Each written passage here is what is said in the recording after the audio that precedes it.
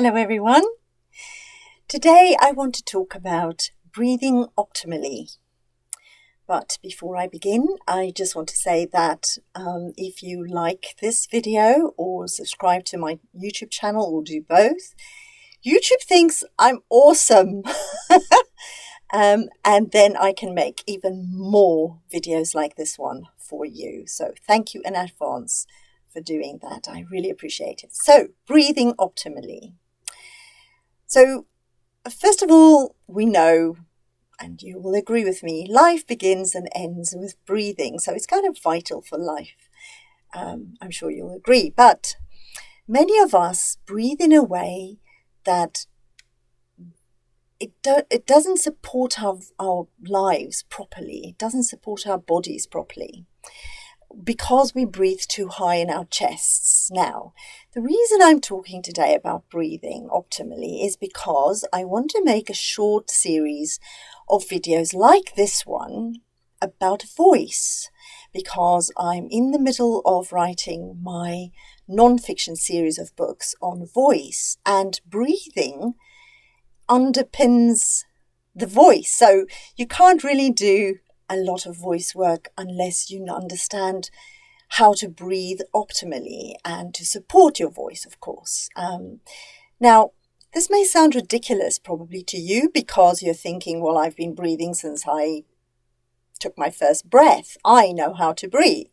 Yes, you do. And obviously you are breathing properly so that you are alive. But I'm talking about optimal breathing. And as I said, most of us breathe really high in our chest, which means that our lungs are not fully extended and it's not fully oxygenated. So that's what I want to do, talk about. And I will, in future videos, talk about the techniques of doing that. But I first want to talk about sort of the danger of breathing so high in your body. Now, there are reasons we're doing this. One of the most important reasons is stress, of course.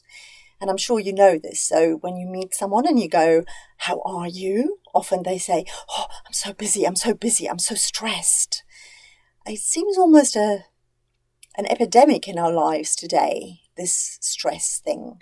And I think it's really important to look at that, and breathing optimally and properly to support your body the best way is one of the best ways to combat stress. I have made a list, which I will read to you, of some of the best benefits that we can get from breathing optimally. And I will do so in a minute. So why do we breathe so high? There are reasons. One of the reasons is that, and please don't take this the wrong way, okay? Because this is all done out of love for us when we are very young. And I'm sure you've seen this, or you might even have participated in this. We say to little kids, "Don't do that. Don't say that. Don't look at that. Don't behave like that. Don't do this. Don't do that." And what happens is that as a very young child, you then begin to question your worth. And in order not to feel who you really are, you start breathing really high in your body. And there are many, many studies done on this now. I'm not a psychologist, but I can tell you that there are many studies. I'll post a link to one of them below the video, and you can look for yourself. I'm sure you can Google it as well. That talks about this thing that happens to us. And it happens at a very, very young age. I think by the age of 2, it's already in our bodies. And of course, it stays there. And then when we become teenagers, with all the pressures that entails, we continue to breathe high in our bodies. And then we go to university and everything is really stressful and we breathe high in our body. And then we go to a job and it's stressful and we breathe high in our body. But here's the thing, it's it's a kind of catch-22, because as you breathe high in your body, you become more stressful. And the more stressful you are, the higher you breathe in your body. Can you see? It goes round and round and round. But here's the kicker. At night, when you are completely relaxed, you are breathing optimally all night long. But then in the morning, most likely you wake up and you go, oh, I'm so stressed. And all your wonderful optimal breathing that you practice during the night flies out the window. So that's what happens. And then, of course, we continue breathing high in our bodies. So this kind of breathing isn't just for singers. I mean, obviously, people who use their voices and go for voice training and for singing training, it's very important to understand optimal breathing and breathing techniques that support your voice and your breathing. That's true. But this kind of breathing is for everyone. It has huge health benefits. And as I said, I've made a list and I will read it to you in a minute. But it's really important to understand, because haven't you ever felt that even if you haven't done very much during the day, you go home at night and you are exhausted and you think, why? Why am I so tired? The chances are because you have been breathing too high in your body, and therefore your lungs haven't been fully oxygenated and your body is half starved of oxygen. That's why. It really has that kind of an impact. So here's the list. It's not a comprehensive list by any means, but I'm sure you'll see. So some of it's very self-explanatory and obvious. So better sleep, of course. Reduced blood pressure. It improves your immune system. It relieves long-term respiratory difficulties. It increases vital energy to the body. Opens the chest to make breathing easier.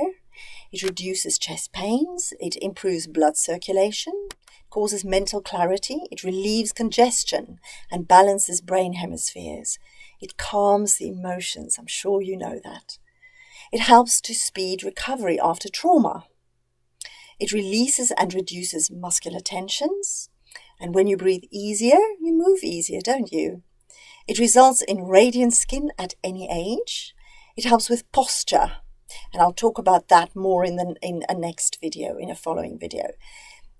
Better oxygen flow reduces wrinkles. It improves mental concentration and observation. It gives the ability for higher productivity, greater learning capacity, and better decision making. And it increases feelings of safety, nurturing, and self-acceptance. It produces profound relaxation and inner peace. You only have to think about things like meditation, or when you go for hypnosis even, it's to do with deep breathing, isn't it? It strengthens coping skills. It enhances a sense of self and inner power. It heightens self-awareness and self-love. It reverses the effects of stress. It heightens intuition and enhances creativity. And one that I feel really strongly about is it helps you to feel more confident, even if you in yourself don't feel confident. Just breathing better starts making you, relax more into that feeling. So, but those are just a few of the benefits of optimal breathing. I'll talk more about it in other videos, how we achieve that. How do we breathe optimally? But if you find this topic interesting and you'd like to comment on it, or you want to ask me a question, please do so in the comments below the video. If you've got any insights or anything that you want to share, please do so, because we learn from each other, and somebody else who's reading your comments might pick up on something that would be beneficial to them. I mean, this is the first video about optimal breathing, and so there are lots and lots of things more to come. So, but in the meantime, thank you very much for watching. If you click the bell icon, you will be notified when my next video goes live. So, yes, thank you again, and until next time.